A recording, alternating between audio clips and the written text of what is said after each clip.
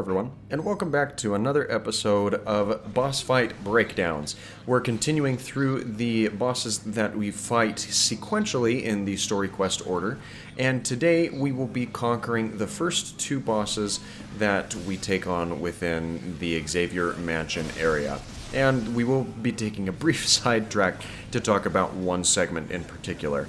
But before we get started, please check to see if you are subscribed to the channel. If you're not, feel free to do so, as that subscription is free and easy, and we have content coming to you on a daily basis.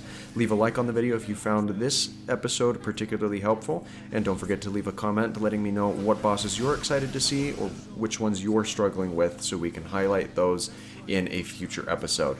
So without further ado, let's jump into the boss fights of today's video. Now the first boss that we need to highlight is where you would think that you would possess the next Infinity Stone, as it is the Infinity Sentinel, but we actually don't obtain the stone quite yet as per the requirements of this fight.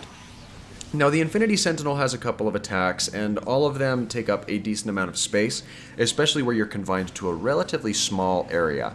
The first attack that you saw from that Sentinel does include him spinning around and emitting some lasers, and he then transitions over to a couple of other styles. He will send a couple of rockets out, either that home onto your exact position or that mark out onto the ground in a pattern. That last attack that you saw there, they go out sequentially in rows, but there are different variations on that attack where they go out in differing patterns.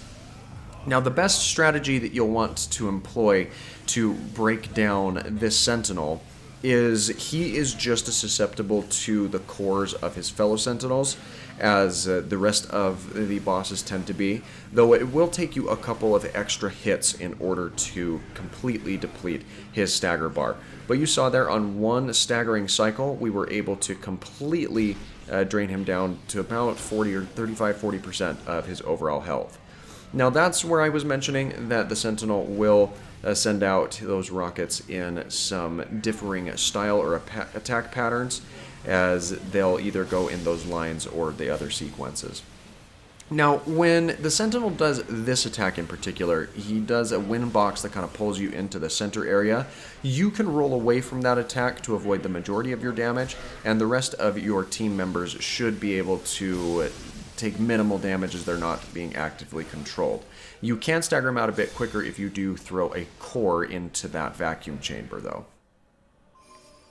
Now, this is not the next boss fight in today's video, but I did want to take a moment to mention it very briefly, because it definitely took me aback. As shortly after destroying the Infinity Sentinel, you will be visited by Juggernaut, Mystique, and Magneto, and the important thing about this fight is it appears to have the boss fight moniker, but you are not meant to win this fight. If you end up knocking out one of the characters, it will transition to the next phase, or if even one of your teammates gets knocked down, you will also be knocked out in terms of pushing forward to the next series. So it's a fun little challenge, but by no means do you need to feel the need to clear this out.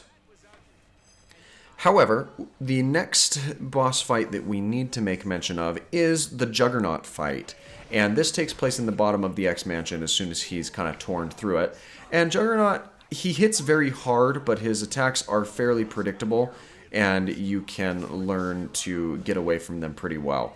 Now, he will do a couple of initial blows. When he transitions into this phase where he dashes around the chamber, he is vulnerable on the ground for a little bit, where you can get in some chip damage or try to fully stagger him out there.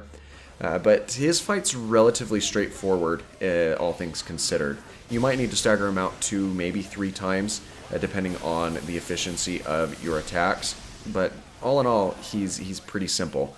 Now, you can take advantage of some of his slower attacks to stagger him out, but you do want to keep in mind that he hits very hard and is a very powerful enemy to take on, so he can certainly be a little bit tricky and cause you some problems if you don't have your guard up. But with a couple of well-placed attacks, you should be able to get through his boss fight fairly easily. So that's going to do it for today's boss fights that we are analyzing and breaking down. And we will be back with another installment of this series again on Monday as we have a look at the next 2 boss fights in the story quest.